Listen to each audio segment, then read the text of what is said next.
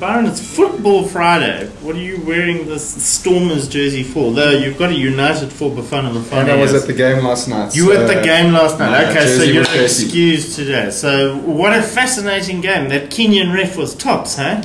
Yeah. Well, tell us about Soccer City quickly. Amazing. We were sitting right at the top, and your view, even from the top, you know, it's so well designed, you can see everything. And the crowd were brilliant and great atmosphere. And your singing of the national anthem, was it up to scratch? Oh, you saw in my video? I did. Great work. What's happening in markets?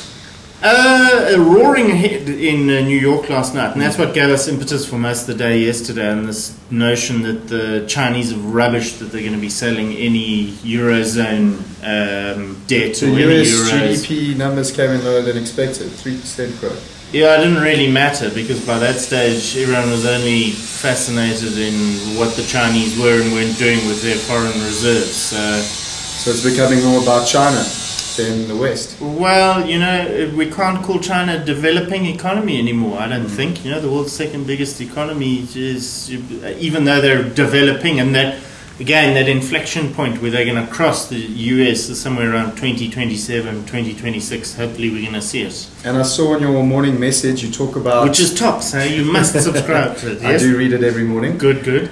Strikes in Paris already, and they haven't even mentioned or even implemented any austerity measures. Yeah, well, the Spanish Parliament voted through their kind of budget cutbacks. And that was received fairly well. Well, no, it was actually by quite a slight margin, but it was more kind of giving the Prime Minister thumbs up to carry on leading the country. But the French know that it's coming because it's their turn.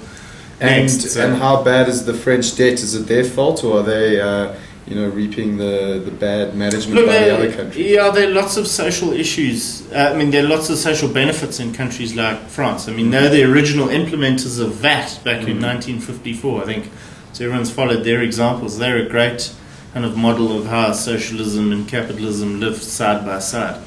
But another interesting point, I mean, you might think kind of jobs for pals exists everywhere in the world. I saw David Einhorn, he's a fund manager in the US, write a piece for the New York Times. You must go and have a read. And it talks about the average US government salary versus the average US privately employed. And he gets double. Double! A government employee gets double. And let me get this right, they have a lot of security in their job as well. I mean, they're employed by the government. So they get double the pay and they've got the security. So you get to work at 11, leave at 1 and get paid double. No, maybe that's not fair. Maybe it works differently in the US.